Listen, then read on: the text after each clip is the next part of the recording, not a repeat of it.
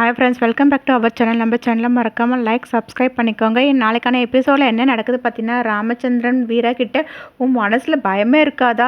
எல்லார் முன்னாடியும் பட்டு பட்டுன்னு பேசிட்டம்மா. இந்த குணம் தாம்மா எனக்கு ரொம்ப பிடிச்சிருக்கு. உன்னோட மனசுக்கு நீ எங்கே போனாலும் நல்லா இருப்பேன்னு பேசிட்டு மனசுக்குள்ளேயே உன்னை எங்கள் வீட்டு மருமகள் ஆக்கிக்க முடியலன்னு எனக்கு ரொம்ப வருத்தமாக இருக்கும்மா.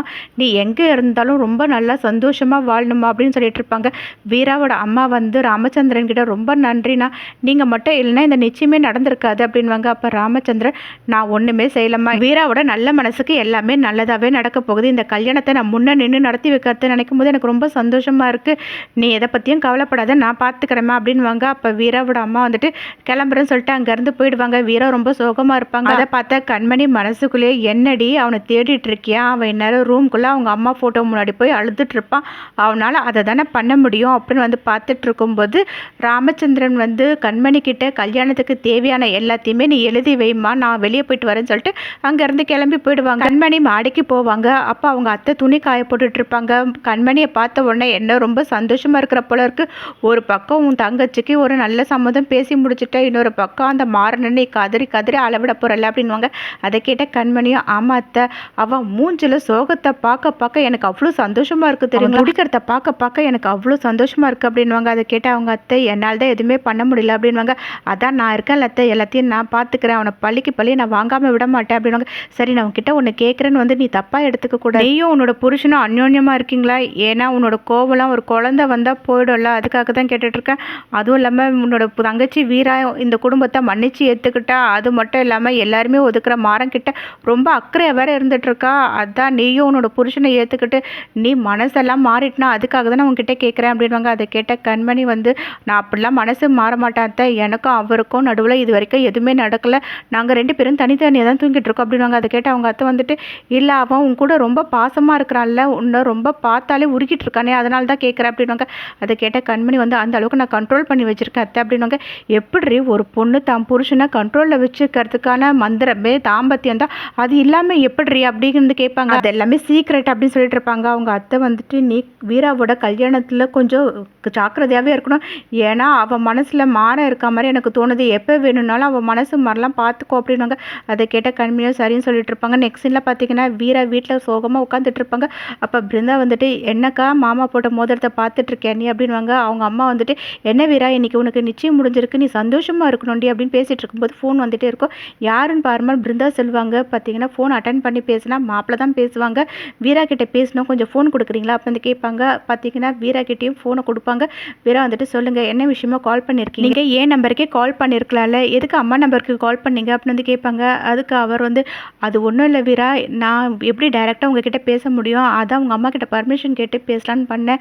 இன்றைக்கி நம்ம என்கேஜ்மெண்ட் வேறு முடிஞ்சது, இவங்களுக்கு எப்படி சந்தோஷமாக இருக்கா, அதை பற்றி பேசலான்னு தான் உங்களுக்கு கால் பண்ணனே அப்படின்வாங்க. வீரா அப்படின்னு சொல்லிட்டு இருப்பாங்க.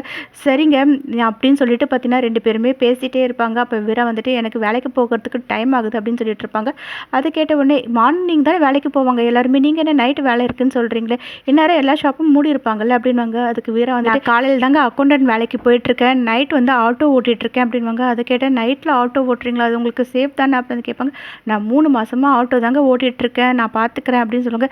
சரி போயிட்டு வாங்க அப்படின்னு சொல்லிட்டு ஃபோனை கட் பண்ணிவிடுவாங்க. நெக்ஸ்ட் சீனில் பார்த்தீங்க கண்மணி ராமச்சந்திரன் கிட்ட போயிட்டு, மாமா எனக்கு ஒரு விஷயம் பண்ணணும் அப்படின்வாங்க. என்ன அப்படின்னு அவர் கேட்கும்போது, இல்லை வீரா நைட்டில் போய் ஆட்டோ ஓட்டிகிட்ருக்கா, அவளுக்கு கூடிய சீக்கிரம் கல்யாணம் நடக்க போகுது அப்படின்னு சொல்லுவாங்க. அதை கேட்டவுடனே ராமச்சந்திரன், அவளை தைரியமான பொண்ணு, அவளுக்கு சரியாக தான் வீரான் பேர் வச்சுருக்காங்க, நீ எதை பற்றியும் கவலைப்படாத, நீ போயிட்டு வா அப்படின்னு சொல்லுவாங்க. அப்போ கண்மணி, என்ன இவர் எப்படி பேசுகிறாரு அப்படின்னு யோசிச்சுட்டு அங்கேருந்து போவாங்க. அப்போ ராமச்சந்திரன் கண்மணியை, வீராக்கு என்ன தைரியம், அவ்வளோ பெரியவங்க இருக்க சபையில் எதையும் பற்றி யோசிக்காமல் வரதட்சணை கேட்டிங்கன்னா எனக்கு கல்யாணமே வேண்டாம்னு சொல்லி பேசினா பற்றியா, அந்த தைரியம் வேறு யாருக்குமே வராது, நீ பயப்படாமல் போமா, வீராவை யாராலையும் ஒன்றும் பண்ண முடியாது அப்படின்வாங்க. அப்போ கண்மணி மனசுக்குள்ளே இப்படி நம்ம பிளான் எல்லாத்தையுமே ஸ்பாயில் பண்ணிட்டாரு, என்ன பண்ணுறதுன்னு யோசிச்சுட்டு கண்மணி திரும்பவும் ராமச்சந்திரன் கிட்ட, மாமா நான் உங்ககிட்ட ஒரு விஷயம் கேட்குறேன், நீங்கள் தப்பாக எடுத்துக்காதீங்க. தான் மாமா என்னோட கல்யாணம் முடிஞ்சது, அதுக்குள்ளேயே வீராவோட கல்யாணம் நடக்க போகுது, எங்கள் வீட்டில் ஆம்பளை துணையே கிடையாது, வீரா தான் எல்லாத்தையும் எடுத்து செய்ய முடியாது, பிருந்தாவும் சின்ன பொண்ணு, அவளாலையும் எதுவுமே பண்ண முடியாது, அதனால மாறனை இதை எல்லாத்தையும் எடுத்து பண்ண சொல்கிறீங்களா ஒரு அண்ணன் முறையில் அப்படின்னு கேட்பாங்க. அதை கேட்டால் ராமச்சந்திரன், அவன்லாம் எதுக்குமே லாய்க்கு இல்லை, அவன்லாம் ஒழுங்காகவே எதையும் பண்ண மாட்டான், அவனை போயிட்டு நீ சொல்லிட்டு இருக்க, அதான் ராகவன் விஜய் இருக்காங்கல்ல அவங்க பார்த்துப்பாங்க, நீ போ அப்படின்னு வந்து சொல்லுவாங்க. அதை கேட்ட உடனே கண்மணி எங்கே இருந்து நிம்மதியாக தூங்குறது, நம்ம போட்ட 2 பிளானும் வீணாக போயிடுச்சுன்னு வந்து யோசிச்சுட்டு அங்கேருந்து கிளம்பிடுவாங்க. நெக்ஸ்ட் சீனில் பார்த்தீங்கன்னா வீரா ஆட்டோ எடுத்துகிட்டு போயிட்டுருப்பாங்க. அந்த இடத்துல டீ வாங்கி குடிச்சிட்டு இருப்பாங்க. அப்போ டீ கடைக்கார் வந்து என்னம்மா மாறன் வரலையா, அவர் இருந்தால் செம்ம ஜாலியாக பேசிகிட்டு இருப்பாரு அப்படின்னு சொல்லுவாங்க. அதை கேட்ட உடனே வீரா பார்த்தீங்கன்னா மாறன் கூட இருந்த பழைய நினைவுகள் எல்லாத்தையும் நினச்சி பார்த்துட்டு திரும்ப ஆட்டோ எடுத்துகிட்டு போயிட்டே இருப்பாங்க. அப்போ குல்ஃபி கடைக்கார் வந்துட்டு 2 குல்ஃபி எடுத்து வச்சுருக்கேன், எங்கே மாறன் இல்லையா, அவர் எப்போனாலும் எடுத்து வைங்க, நான் பணம் தரேன்னு சொல்லியிருக்காரு, அவர் வந்தால் சொல்லுமா அப்படின்னு வந்து சொல்லிட்டு அங்கேருந்து போயிடுவாங்க. அதுக்கப்புறம் வீரா ஆட்டோ எடுத்துகிட்டு வந்துட்டு இருக்கும்போது இன்ஸ்பெக்டர் நிறுத்திட்டு ஓ நீயாம்மா, உன் கூட எப்பயுமே ஒரு பையன் சுற்றிட்டு இருப்பானே அப்படின்னு சொல்லிட்டு திரும்பவும் மாறனை பற்றி ஞாபகப்படுத்துவாங்க. அப்போது வீரா வந்துட்டு எங்கே தான் போனான் அவன் தெரியலையே அப்படின்னு வந்து யோசிப்பாங்க. ஆனால் மாறன் பார்த்தீங்கன்னா அவங்க அம்மாவோட சமாதி ஆண்டே படுத்துட்டு இருப்பாங்க. நெக்ஸ்ட் டே மார்னிங் ஆகிடும். அப்போ வள்ளி போயிட்டு டேய் மாறா எழுந்துடுறா, எப்படா நீ வந்து அப்படின்னு வந்து கேட்பாங்க. நான் வரும்போது தான் உன்னோட கொரட்டை சத்தம் வீட்டு வாசல் வரையும் கேட்டது, எனக்குன்னு யார் இருக்கா அப்படின்னு வந்து கேட்பாங்க. அதை கேட்ட வள்ளி வந்துட்டு என்னடா ரொம்ப ஓவராக தான் பேசிகிட்டு இருக்க, ஒரு பொண்ணு வேணாம்னு சொல்லிட்டு எல்லாமே முடிஞ்சு போயிடுச்சு அவ்வளோதான் நினைக்கிறியா நீ அப்படின்வாங்க.